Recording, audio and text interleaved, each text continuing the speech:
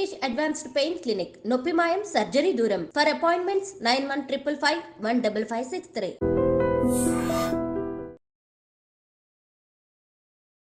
Hi guys, welcome to I dream. నేను మీ చాణక్య. పుష్ప గురించి రికార్డులు ఎక్కడ పడితే అక్కడ, ఎక్కడికి వెళ్ళినా బ్రేక్స్ పడుతూనే ఉన్నాయి.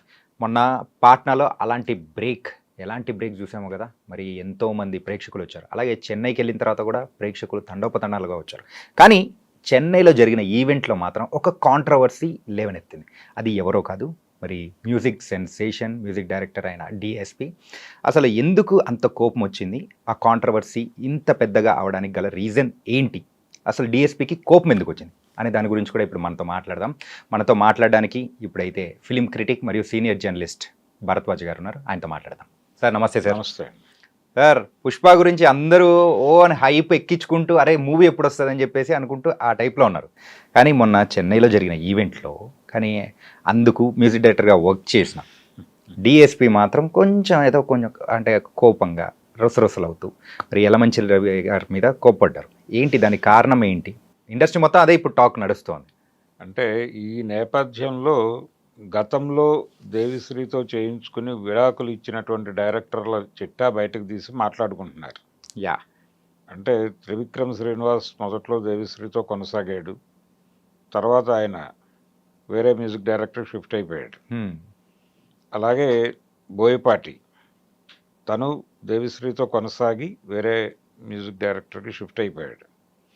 ఇలా వరుసగా ఎంతమంది షిఫ్ట్ అయ్యారు దేవిశ్రీ నుంచి అనేది ఒక లిస్ట్ ప్రిపేర్ చేసి ప్రపంచంలో మాట్లాడుకుంటున్నారు. ఇది ఎందుకు జరిగింది అంటే ఈ సినిమాకి సంబంధించి పర్టికులర్గా ఇప్పుడు సుకుమార్ కూడా అదే బాటలో వెళ్ళబోతున్నాడు అనేది చర్చ. అదే జరగబోతుందేమో అనిపిస్తుంది సార్. అనిపిస్తోంది. కానీ ఆయన నెక్స్ట్ చేయబోతున్న సినిమా రామ్ చరణ్తో. ఆ సినిమాకి సంబంధించి ఆల్రెడీ ఒక ప్రకటన చేశారు. అందులో మ్యూజిక్ డైరెక్టర్గా దేవిశ్రీ పేరే మాట్లాడాడు ఆయన.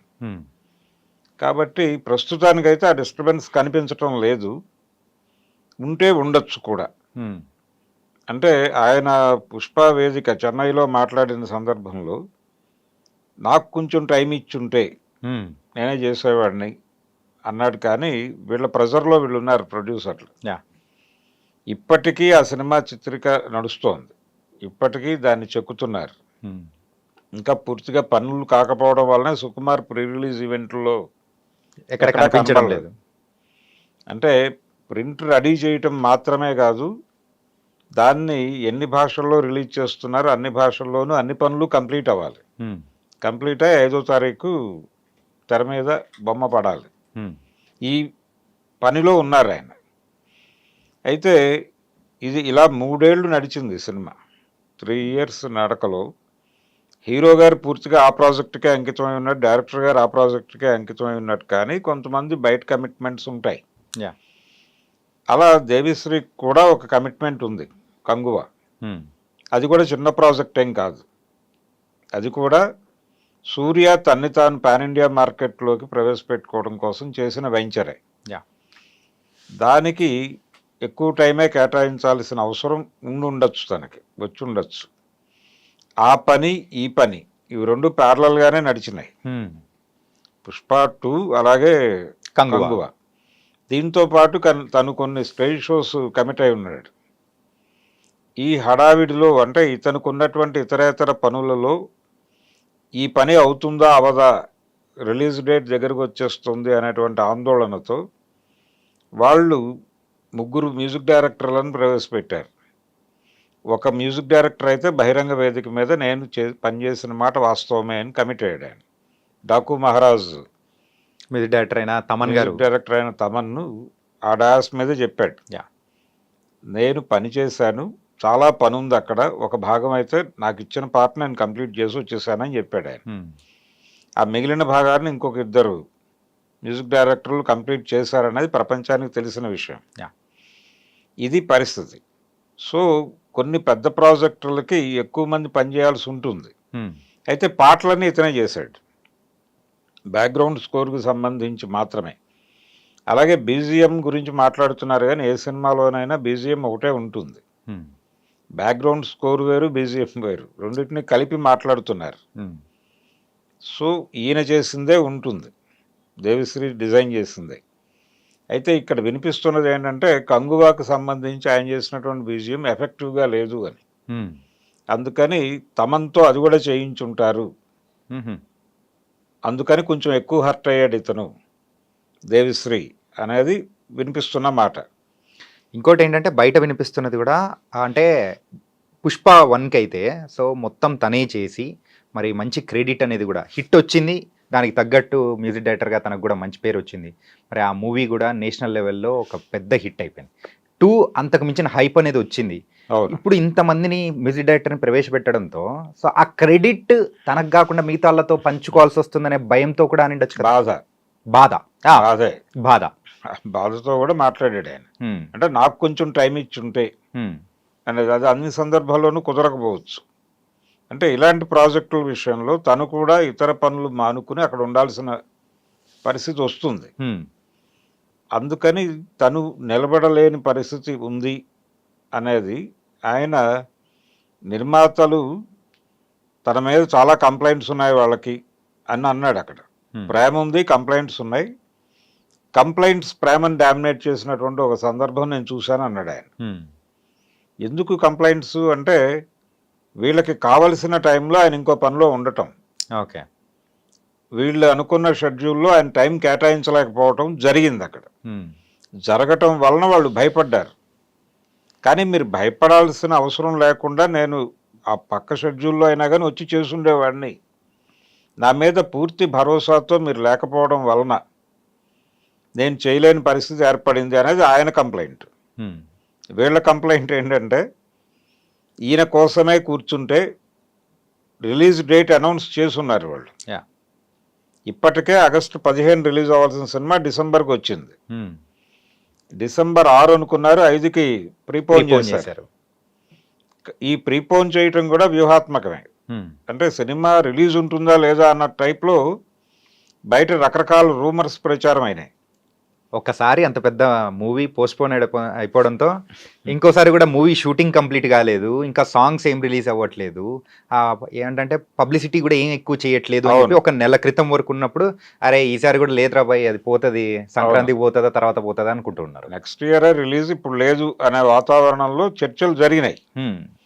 కాబట్టి వాళ్ళు దీని మీద సీరియస్గా ఉన్నారు, సినిమా రిలీజ్ చేసేయాలి అని. అందుకని సుకుమార్ ఆ పనిలో ఉన్నాడు. ఆ పనిలో ఉండగా ఈ బ్యాక్గ్రౌండ్ స్కోర్కు సంబంధించిన డిస్టర్బెన్స్ ఎప్పుడైతే ఈయన వేదిక మీద అలా మాట్లాడాడు, ఏదో జరిగింది, వీళ్ళ మధ్య చిన్న ఘర్షణ ఉంది, ఒక చిన్న కమ్యూనికేషన్ గ్యాప్ ఉంది అనేది అందరికీ తెలిసిన విషయమే. దాన్ని ఎప్పుడైతే ఈయన బహిరంగంగా డాష్ మీద పంచుకున్నాడో జనాలతో, ఇలా పంచుకోవాల్సిన అవసరం ఉందా ఇది అనేది బయట వినిపిస్తున్నటువంటి మాట. ఇది కొత్త ఏం కాదు ఆయనకి. గతంలో కూడా ఒకసారి బోయపాటి నేను చాలా అంటే తను లాక్కొచ్చి పని చేయించుకున్న టోన్లో మాట్లాడాడు ఆయన బోయపాటి. అట్లా ఏం లేదు, నేను ఏ సినిమా చేసినా అలాగే చేస్తాను, నేనే కూర్చున్నాను, నేనే వచ్చాను, నేను వస్తాను, రాను అనేది కరెక్ట్ మాట కాదు అని చెప్పి స్టేజ్ మీదే ఆయన చెప్పిన స్టేట్మెంట్ని కాంట్రడక్ట్ చేస్తూ ఈయన మాట్లాడాడు. ఇద్దరు ఉన్నారు డాన్స్ మీద, ఓకే, లెజెండ్ సినిమాకి. ఆ తర్వాత ఆయన దేవిశ్రీ నుంచి పక్కకి జరిగాడు. ఇలా ప్రతి సందర్భంలోనూ అత్తారింటికి దారేది తర్వాత త్రివిక్రమ్ దారి మార్చాడు. ఇలా ప్రతి డైరెక్టరు, ఈయనతో ట్రావెల్ అయిన ప్రతి డైరెక్టరు దారి మారుస్తున్నాడు. మార్చడానికి ముందు ఒక డిస్టర్బెన్స్ జరుగుతోంది, ఇప్పుడు ఈ సినిమాకి డిస్టర్బెన్స్ జరిగింది, ఇప్పుడు సుకుమార్ కూడా వెళ్ళిపోతే దేవిశ్రీ పరిస్థితి ఏంటి అనేది. రెండోది, కంగువా సినిమా ప్రాపర్ రిజల్ట్ రాలా, అది ఈయనకి ఏ రకంగానూ హెల్ప్ అవ్వలేదు, ఇక్కడ ఇబ్బంది పెట్టింది తప్ప. అందుకని దేవిశ్రీ భవిష్యత్ ఏమిటి అనే దాని మీద చర్చ జరుగుతోంది ఇప్పుడు. అంటే తను ఈ టైంలో, ఈ కష్టకాలంలో అలా బహిరంగ వేదిక మీద అలా గొడవ పడటం కరెక్ట్ కాదు అని. ఇప్పుడు రేపు దానికి ఇంకా ఈవెంట్స్ ఉన్నాయి, చెన్నై ఈవెంట్తోనే అయిపోలేదు, ఈ తర్వాత ఈవెంట్స్లో ఆయన కనిపిస్తాడా లేదా అనేది వినిపిస్తుంది. రేపు అంటే ప్రొడ్యూసర్లు ప్రాజెక్టు దాని ఇంటిగ్రిటీ ఇబ్బంది పడుతుంది కాబట్టి ఆయనతో ఘర్షణ పడే పద్ధతిలో ఆయన మాట్లాడింది కొంచెం కాంట్రవర్సీ అయింది. కానీ దాన్ని కూడా సినిమాకు ఉపయోగపడే పబ్లిసిటీగానే వాళ్ళు భావించవచ్చు. ఓకే. భావించి ఫర్దర్గా ఈ గొడవని పెంచడం ఈ ప్రాజెక్ట్ వరకు. తర్వాత ఏంటనేది వేరే గొడవ. అంటే మైత్రి మూవీ మేకర్స్తో వచ్చేటువంటి తర్వాత సినిమాల్లో దేవిశ్రీ ఉంటాడా లేదా అనేది పక్కన పెట్టేస్తే ఈ ప్రాజెక్ట్ ఇంటిగ్రిటీని ఇబ్బంది పెట్టే ప్రయత్నం వాళ్ళైతే చేయరు. నెక్స్ట్ ఈవెంట్స్లో ఆయనతో మాట్లాడించే ప్రయత్నమే చేస్తారు. అంటే మేమందరం ఒక్కటిగానే ఉన్నాము అనే ఒక ఇండికేషన్ ఇచ్చే ప్రయత్నం అయితే జరుగుతుంది. మిగతా ఈవెంట్స్ అయితే 4-5 ఉన్నాయి కాబట్టి అందులో ఎక్కడో చోట అందులో మాట్లాడిస్తారు. ఓకే. మాట్లాడిస్తారు. ఆల్రెడీ పాటలన్నీ ఆయన చేసినవే. అంటే ఈ ప్రభావం వలన ఇప్పుడు ఆ పాట మీద కూడా ఒక డివైడ్ టాక్ మొదలైంది. ఐటమ్ సాంగ్ సుకుమారు అనగానే న్యాచురల్గా ఒక హైప్ వస్తుంది. అంటే దాని మీద చాలా ఎక్స్పెక్టేషన్స్ ఉంటాయి జనాలకి. అంటే అమలాపురం నుంచి మొదలైంది ఇది. అక్కడి నుంచి దేవిశ్రీ ఉన్నాడు. సో వీళ్ళ కాంబినేషన్లో వస్తున్నటువంటి ఐటమ్ సాంగ్ అనగానే ఒక హై లెవెల్ ఎక్స్పెక్టేషన్. దాన్ని ఈ పాట రీచ్ చేయలేకపోయింది అనేది ఒక మిక్స్డ్ టాక్ అనేది వచ్చింది. కానీ ఇది పూర్తి వాతావరణంలో పాట చూడలేదు ఎవరు. జస్ట్ పాట రిలీజ్ అయింది అంతవరకే. కానీ 2-3 సార్లు వింటే ఇది బాగానే ఉంది. ఈ పాట మరీ అంత పక్కన పెట్టేదగ్గ పద్ధతిలో అయితే లేదు. అందుకని సుకుమార్తో ఇతని ప్రయాణం ఇంకొక సినిమా వరకు కొనసాగే అవకాశం ఉందని నేను అనుకుంటున్నాను. అంటే ఆయన ఆల్రెడీ కమిట్మెంట్ ఇచ్చున్నాడు. రామ్ చరణ్ సినిమాకి అనౌన్స్ చేసున్నాడు. ఈ టైంలో ఈ డిస్టర్బెన్స్ తన సినిమా మీద లేకపోతే తన ప్రాజెక్ట్ మీద ఉండకపోవచ్చు. గతంలో లాగా ఏ ఈవెంట్లో గొడవ పడితే ఆ తర్వాత ఆ డైరెక్టర్తో ఆయన ట్రావెల్ లేకపోవటం అనే దాని ప్రకారం ఒక లెక్క వేసేస్తున్నారు. సుకుమార్తో కూడా ఫుల్ స్టాప్ అయిపోయింది అని. ఈ ఫుల్ స్టాప్ పడకపోవచ్చు అనేది నా అంచనా. అంటే వాళ్ళ మధ్య ఆ స్నేహం కొనసాగుతుంది అని. అల్లు అర్జున్ కూడా నిజానికి తను వాంటెడ్గా తమన్ని తీసుకొచ్చాడని, తమన్ని తీసుకురావడం వెనకాల అల్లు అర్జున్ని ప్రేరేపించిన వాడు త్రివిక్రమ్ శ్రీనివాస్ అనే కథ కూడా నడిచింది. దానిలో కూడా వాస్తవం లేదు అని చెన్నై ఈవెంట్లోనే చెప్పుకున్నారు వీళ్ళు. ఇలా ఒక్కొక్క పుకారుని పక్క గెంటి ఇంటిగ్రిటీ కాపాడుకునే ప్రయత్నం చేస్తున్నారు. ఈ ప్రయత్నం ఇలా కొనసాగుతుంది. నెక్స్ట్ వెంచర్లో సుకుమార్ పరిస్థితి ఏంటనేది అప్పుడు డిసైడ్ అవుతుంది. దేవిశ్రీకి ఎవరితో గొడవ జరిగినా కానీ అదృష్టం మాత్రం తమనికే దక్కుతుంది సార్. అంటే మధ్యలో రెహమాన్ వచ్చాడు కదా. ఇప్పుడు ఇంతకుముందు బుచ్చిబాబు సినిమాకు కూడా తను పనిచేశాడు కదా. ఆ తర్వాత ఇప్పుడు రెహమాన్ వచ్చాడు రామ్ చరణ్తో చేస్తున్న ప్రాజెక్టుకి. ఇలా రకరకాల ఉదాహరణలతో రకరకాల కథనాలు సర్క్యులేషన్లోకి వచ్చేసినాయి. ఇప్పుడు దేవిశ్రీ ఒక కాంట్రవర్షియల్ క్యారెక్టర్ కింద మారింది. ఈ కాంట్రవర్షియల్ క్యారెక్టర్ ఆయన కెరియర్ ఎలా నడుస్తుంది అనేది. రెండోది పాన్ ఇండియా ప్రాజెక్టులే ఉన్నాయి ఇప్పుడు.